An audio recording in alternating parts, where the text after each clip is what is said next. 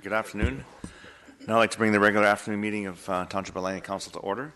And the first item is the adoption and receipt of the agenda items. And I would like to also note that there are two additional delegations that are part of the agenda. So with that, I'd ask for a motion, please. Councillor Arneson, second by Councillor Fox. All those in favor? Opposed? Carried. And I'll look for a motion to adopt the minutes of the regular afternoon council meeting of October 2. Motion, please. Councillor Sparrow, Councillor Qualley seconds it. Any errors or omissions? All those in favor? Opposed? Carried. Now I ask for a motion to resolve into special closed meeting for the items on the agenda and on table. Motion, please. Councillor, I didn't hear it. Councillor Davis, was it? No. Councillor Long and Councillor Sparrow and Councillor Long. I have two items of personnel issues, please. Two personnel? Okay. Please. Okay. And Councillor Fox? Two legal. And Fox, two legal. That's two. Okay, with that, I'll call the question. All those in favor? Opposed? Carried. So we now move to special close. Thank you.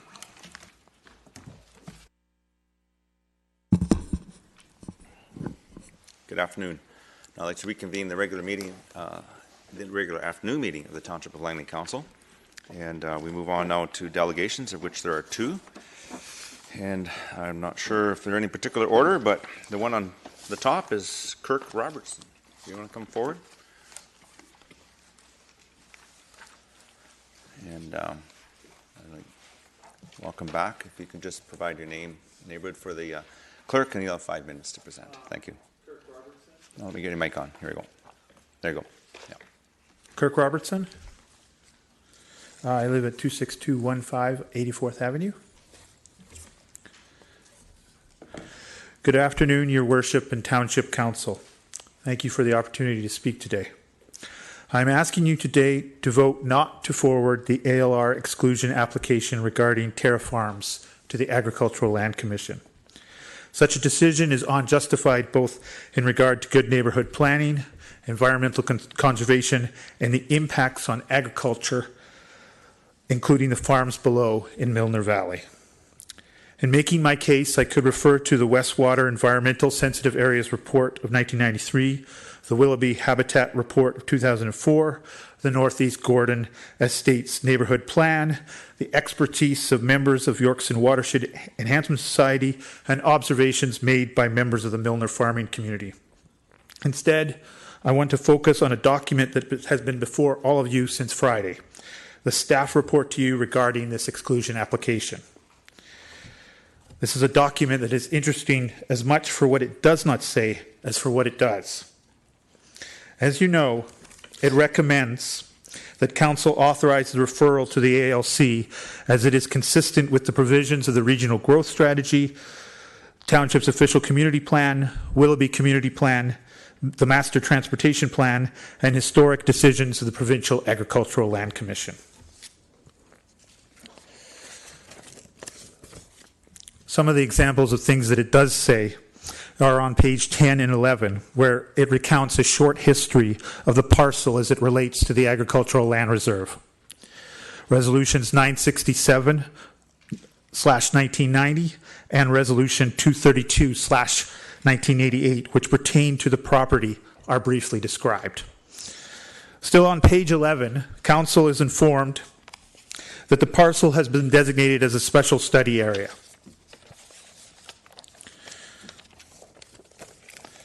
And here I quote only part of the language from the Northeast Gordon Estates Neighborhood Plan. A review of planning policies for the area will be carried out to determine a road network and land use design that respects the environmentally sensitive nature of the area and the adjacent agricultural land.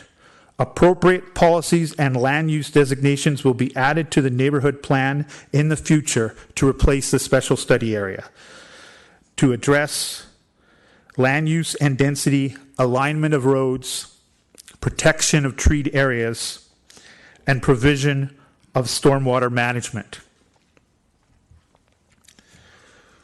Now I'd like to talk about what the report does not say. The report does not say what has been done to study the questions outlined in the special study area. But on pages 12 and 13, we are told that these questions will be addressed during the rezoning process. And what is also not said is any discussion of a subsequent resolution of the Agricultural Land Commission, Resolution 232 of /2003. I have not been able to locate a copy of this resolution, but it is described in a letter from the Agricultural Land Commission to a township planner dated January 2004, and I have a copy of that letter that I will give to you in a moment. This resolution addressed ALC concerns during the drafting of the Northeast Gordon Estates Plan, citing changes in the proposed routing of the road through the parcel, as well as specific concerns about the impact of stormwater on the farms downstream in Milner Valley. The Commission informed Township that, as it stood in 2003 and 2004, the Township no longer met the criteria of the 1990 resolution for exclusion of the land from the ALR. The Township is also informed that the neighborhood plan must more specifically address storm drainage impacts on the ALR, specifically the farms downhill in Milner Valley. The staff report fails to mention this resolution, and so it cannot, of course, inform us as to whether or not these concerns were subsequently addressed. I can tell you that a search for relevant terms of the Northeast Gordon Estate Plan failed to find any section of the neighborhood plan that addressed this issue of stormwater management. Unfortunately, I was not able to talk with township planners regarding this issue, as I only just discovered it over the weekend and did not have the time today. The decision before you is presented almost as a formality. This has already been worked out, is the implication. It is merely the umpteenth step in a long process. Any lingering questions will be worked out in subsequent steps, seems to be what is said. In fact, each step, each decision has been consequential, but not thoroughly thrashed out. And as matters drift to their, quote, inevitable conclusion, facts on the ground are established. The clear-cutting last winter being the most vivid example. You've been asked to ratify a bad decision that is embedded in a poor decision-making process. I submit to you, you do not have to do this. Thank you. Thank you. The next delegation is Nani, I'm sorry, I'm going to get your name wrong, Chikudo. Thank you.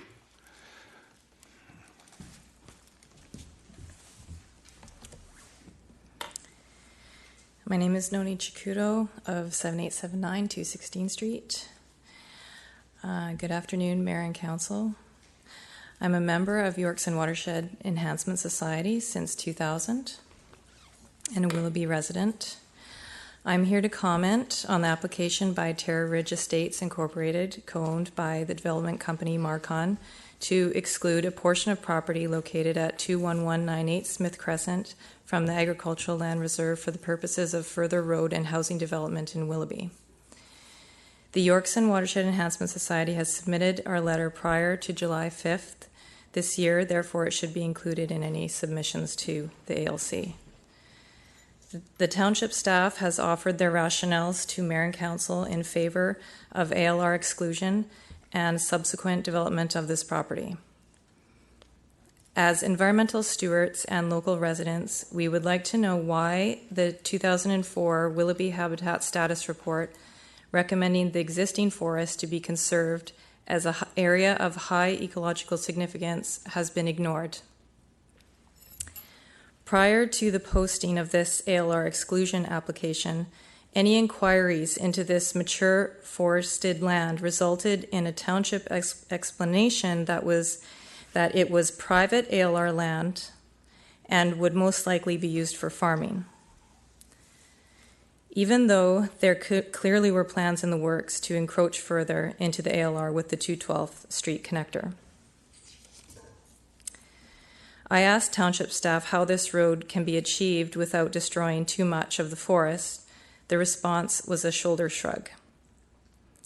We agree with easing traffic congestion in Willoughby, but is this road that connects to the already busy 208 Street and 80th Avenue the answer?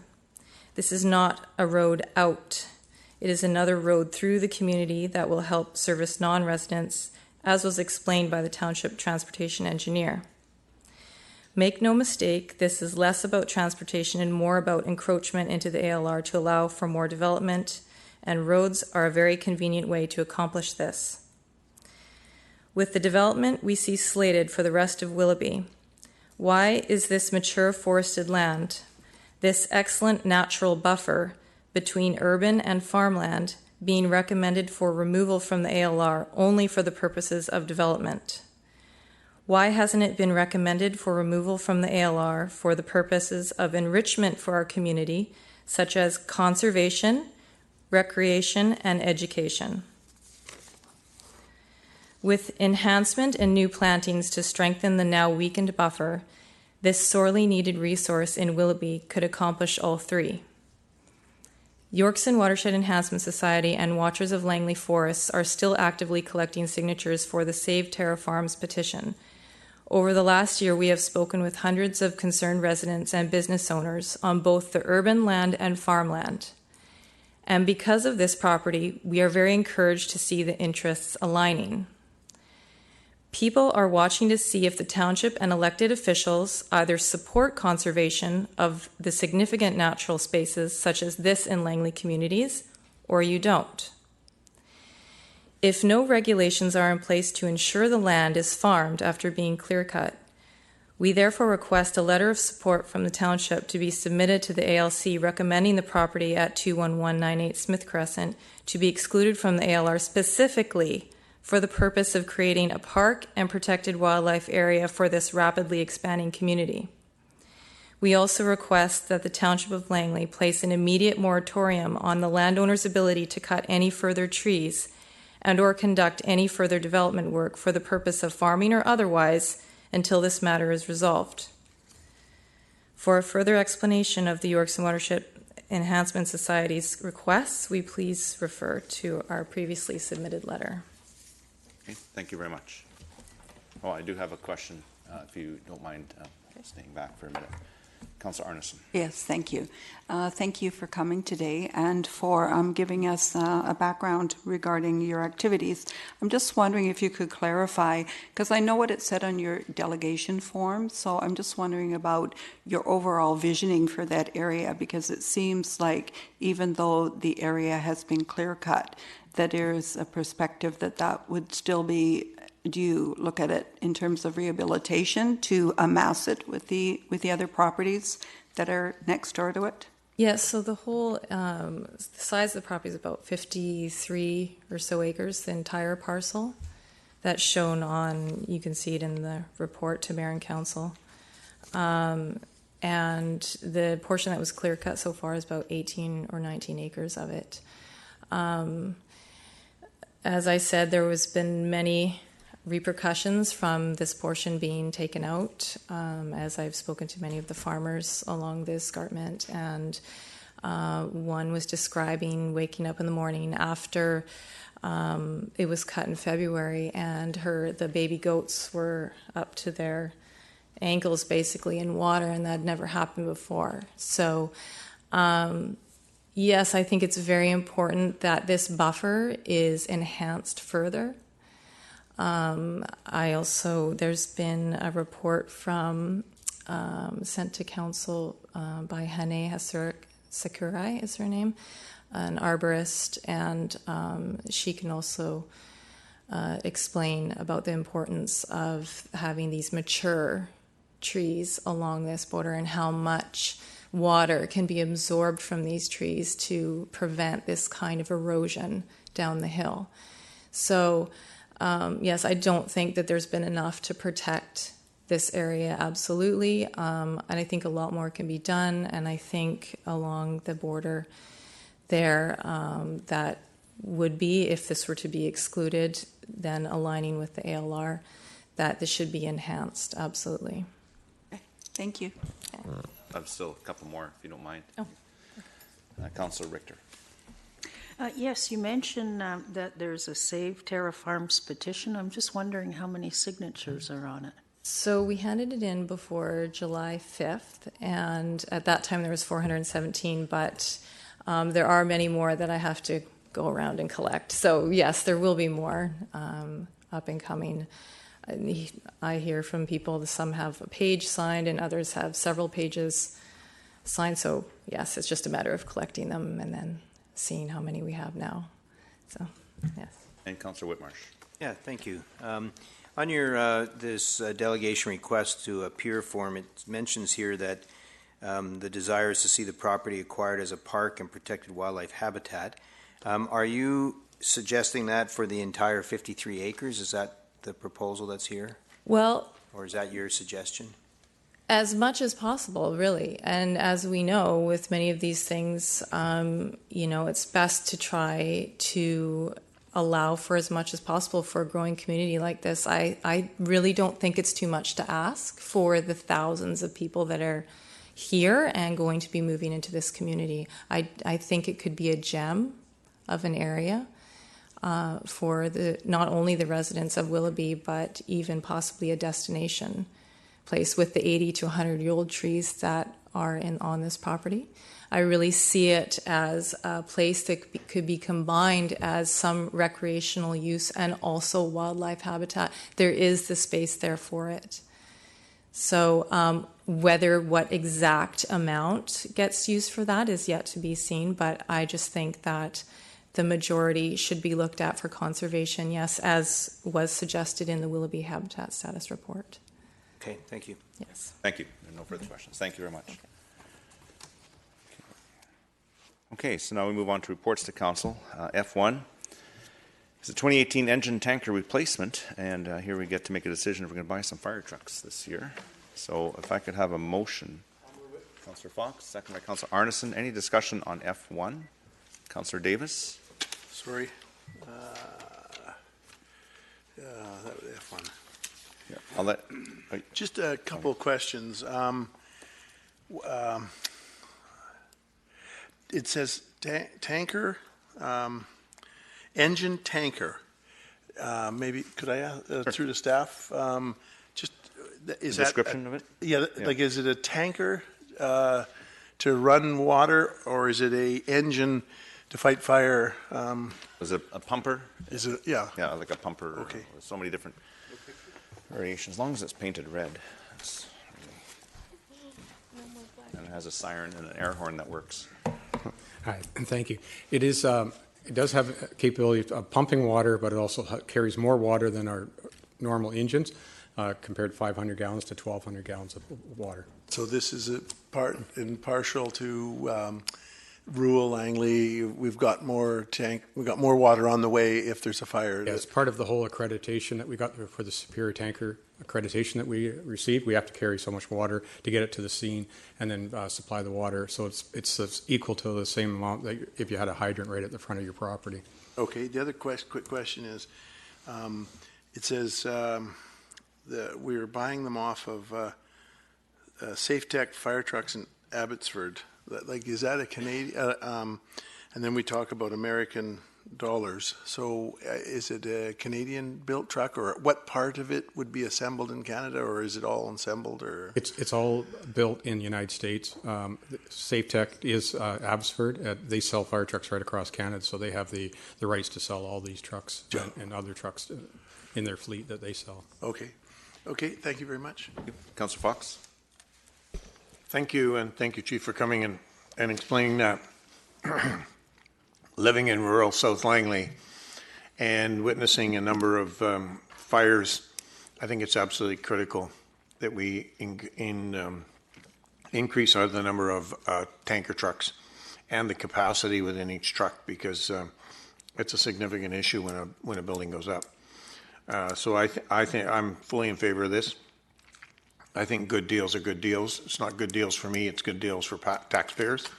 And if we can save taxpayers money over time, I think that's a great benefit. Go back to Councillor Davis's question, Safe Tech fire trucks. they are just a distributor, or are they a manufacturer? Because I know there is a manufacturer in Abbotsford. No, they're a distributor. Hub is probably the company you're thinking of that actually builds fire trucks. They didn't bid on any of these trucks, both the ones that we're getting this year and the ones that we're talking about for next year. And just to clarify too, this isn't to add to more trucks, this is to replace trucks. I realize it's to replace, but the capacity of the trucks increases. Is that correct? Each truck? The amount of water that they... No, it's replacement of trucks. So what we're doing is replacing tankers, engine tankers that we have currently in the fleet that have hit 20 years, and basically they have to be replaced. Otherwise, we don't meet our accreditations. But how much, the amount of water they hold, is it increased? Not from the ones that they're replacing. Not the ones you're replacing. Yeah. Okay. Thank you. Councillor Richter? Yeah, just a quick question. I see that we need to place the bid before the end of December in order to realize the cost savings, but we're not actually going to get the vehicles until late 2018 or early 2019. So are the vehicles 2017 models or 2018 models? They'll be 2018 models.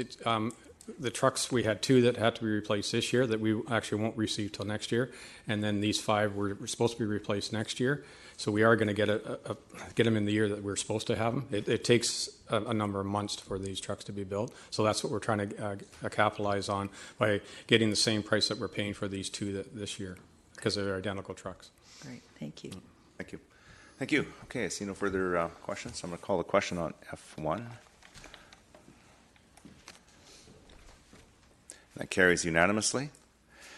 We now move on to F2, and this is Agricultural Land Commission application number 100330, Greater Vancouver. Oh, I missed it, sorry. F2, the council calendar.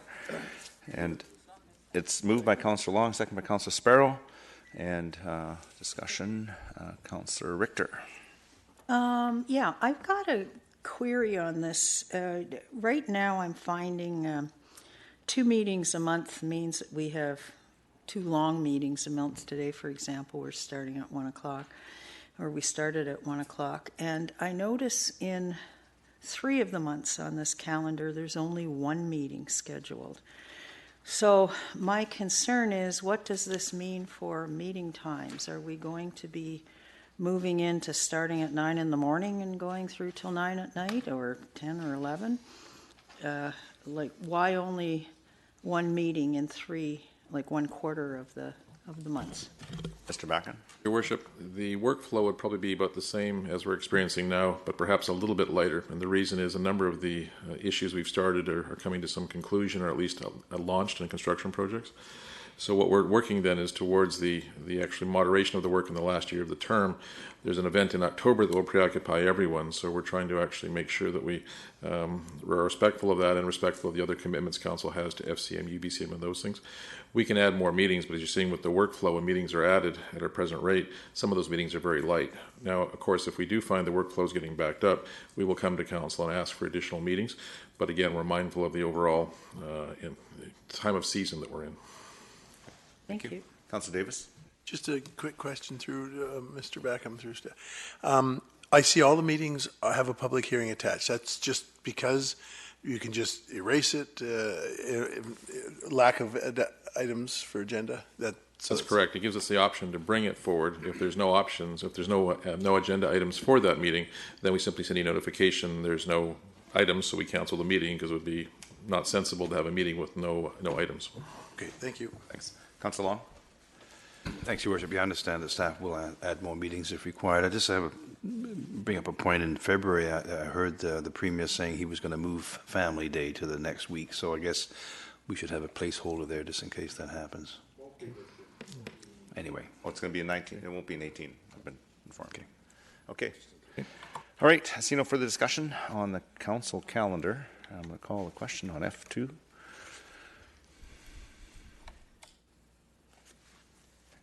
And that carries with Councillor Richter opposed. And we move to F3. Now we move to F3. Agricultural Land Commission application 100330. This is the Greater Vancouver Zoo at 5048 264th Street. And this is an application to the Agricultural Land Commission. Can I have a motion, please? Councillor Fox, second by Councillor Davis. Any discussion on this? Councillor Arneson? Yes, thank you, Worship. I have a question through you to the relevant staff. So I understand that there's been a long-term exclusion, or, well, not really exclusion, but a use that it's in the ALR and it's obviously a zoo.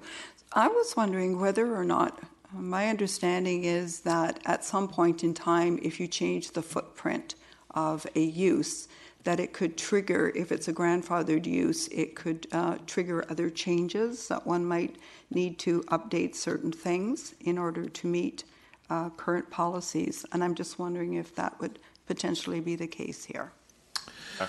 Your Worship, I'm mindful this is directed to the relevant staff, so I am the irrelevant staff, but I'll still give an attempt to answer it for Mr. Seffi. You're quite correct in terms of the perspective that's there. They have a non-farm use. They're seeking to actually get other areas subject to that non-farm use.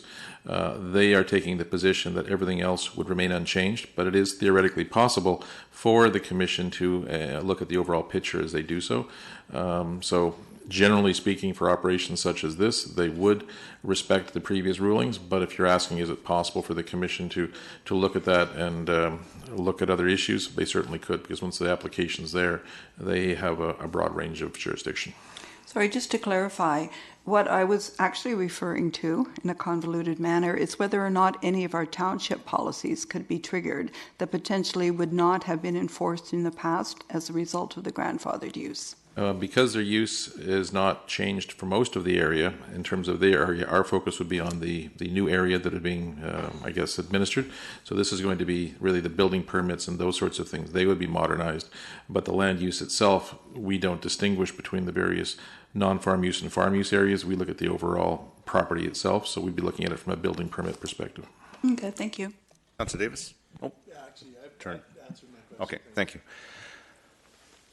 Okay, seeing no further discussion, I just want to comment. I think this is going to be this group is looking at making some very significant changes over a long period of time, and this is just the beginning. And I think it's a great asset to our community and certain to the region. And nice to see that some improvements are contemplated and will be coming to this facility. And I'm quite pleased with what I see.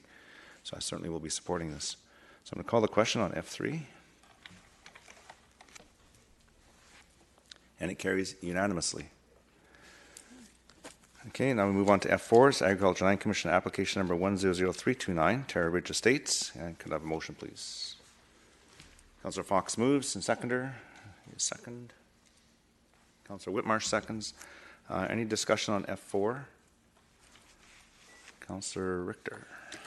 Yeah, I'm kind of glad that you put that particular map up there, because where the green dot is that's circled, it says that that's supposed to be a major park. Unfortunately, there's no trees left in that park. So I think the owners of the property took it upon themselves to remove all those trees so that they could farm the property. I think they should farm the property. Thank you. Councillor Davis. I'm not trying to take away from the park, but if there is some cedar trees, I'm not trying to defend it, but there is some cedar trees that had been left there, a little piddly amount of them, just by 212, and it's designated as a pocket park, and it's too bad, because it would have made a heck of a park, the whole thing, except now we have a little park that kids can hardly run around in. Anyhow, I just have something to say about this. Terra is ALR land and one of the best buffers you could ask for, separating high-density urban sprawl from farmland below.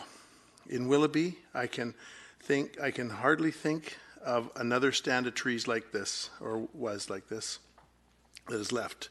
Terra is at the top of Smith Crescent, and clear-cutting the trees from the top of Terra has, and I have pictures to prove it, and will continue to cause drainage issues for farmland below. This is also sets a precedent that you can own farmland, find a loophole, cut all the trees down, and then try to develop it. You want to put a road through, then put a road through, but don't allow for a total exclusion. Make no mistake, this is more than getting the north side piece out for development. Make no mistake, this is more about getting the north side piece out for development than it is about a road. I'm not going to support this. Thank you. Councillor Arneson. Yes, thank you, Worship. Well said, Councillor Davis and Councillor Richter. I won't be supporting this either. I really feel that this process actually is flawed to the degree that it is of long standing, that the resolutions that led up to this. As a sitting councillor, I would have appreciated having an opportunity to discuss this and to find out what was happening rather than to be called by the residents of the community telling me that their neighboring property was now being clear-cut, and basically to find out there's nothing I can do about it because, as Councillor Davis said, it's in the ALR. My understanding, even the ALR has directives, and they do not want individuals who do not intend to farm property with, on the good faith basis, to actually just go and clear cut and then, just come back 6 months later and say, yes, we'd like to actually put a development proposal forward. So I won't be supporting this. I do think that there are other uses. People tell me all the time, where's the green space in Willoughby? Why aren't we protecting more? Where are the children supposed to play? And I agree with that sentiment, and I think that we need to do whatever we can under the current circumstances to facilitate getting that to happen. Thank you. Any further discussion? Questions? Seeing none, I'm going to call the question on F4. The motion carries. Councillor Richter, Councillor Arneson, Councillor Sparrow, Councillor Davis opposed. Move on to correspondence. G1 is the Fraser Valley Regional Light. Now there's 3 pieces of correspondence, but one requires action. So if we receive all 3, then we go to the action, or can we do it all at once? You can receive all 3 and then go to the action. Okay, sir. so a motion to receive the 3 pieces of correspondence. Councillor Fox, second. Councillor Davis, discussion on receipt. Seeing none, I'll call the question on G1. Carries unanimously.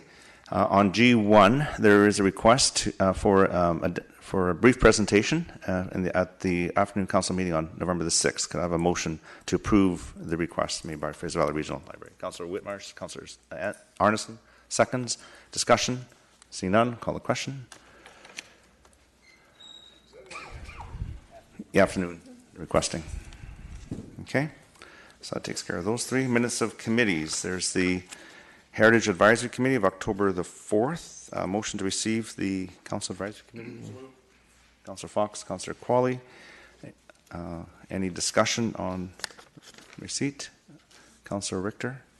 Yeah, just probably a date clarification on page 4 of the minutes, where it says Douglas Day 2016 Planning Committee Report. I'm assuming that should be 2017. We'll make that change. Thank you for that. So with that change, I'll call a question on H1. And that's carried unanimously. Okay, and we move to other business. Councillor Richter. Yes, I have 2 topics I wanted to bring up.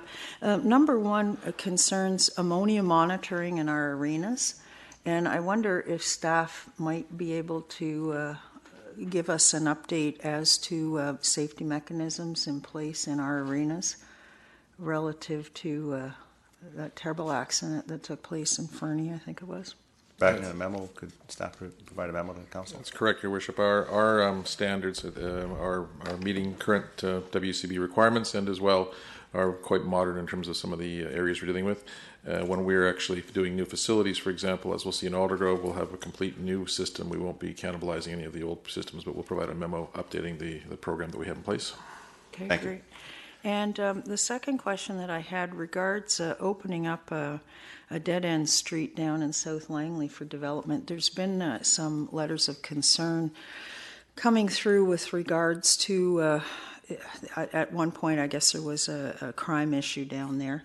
and staff had worked to resolve that. And I'm just wondering, is there a need to open that dead end up for this development, or can we accommodate the development without opening more of the street up and creating issues for the existing residents down there? Mr. Seffi? Thank you, Worship. I am somewhat familiar with this issue. There have been, as Councillor Richter referenced, a number of concerns from area residents. We've looked at this for the past few months, and staff have actually met with the owners as well as the applicant on site.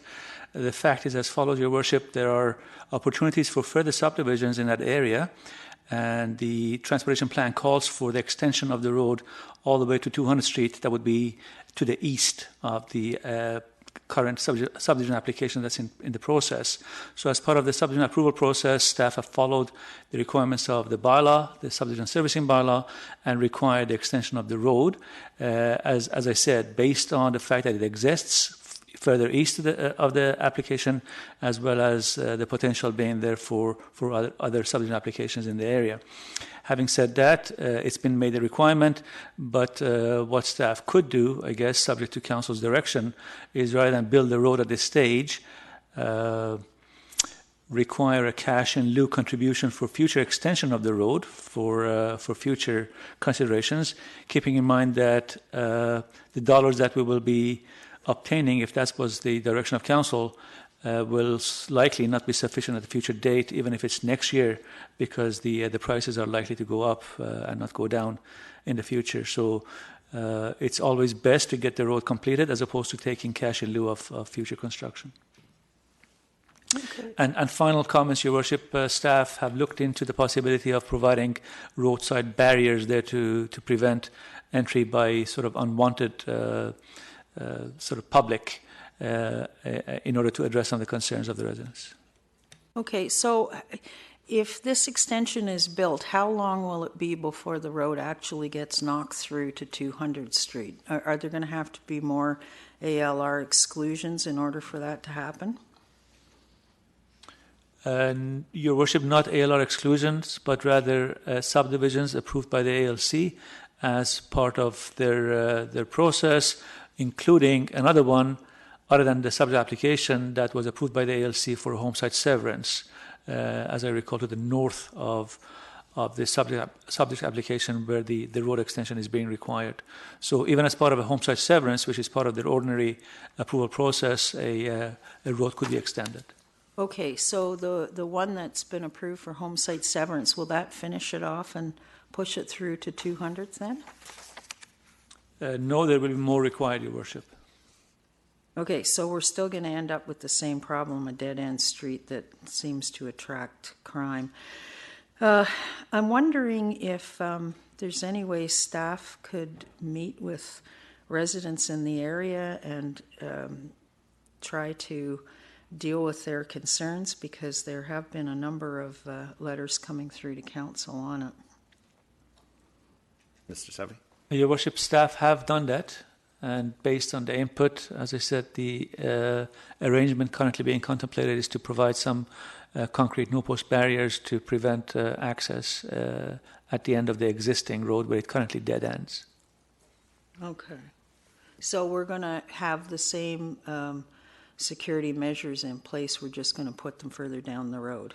Is that what's going to happen? The road, Your Worship, currently does end at some point. So what the plan is, based on the discussions with the neighbors, is to allow the extension of the road, however, to not provide access to it other than by the residents of the newly created lots, if there are any.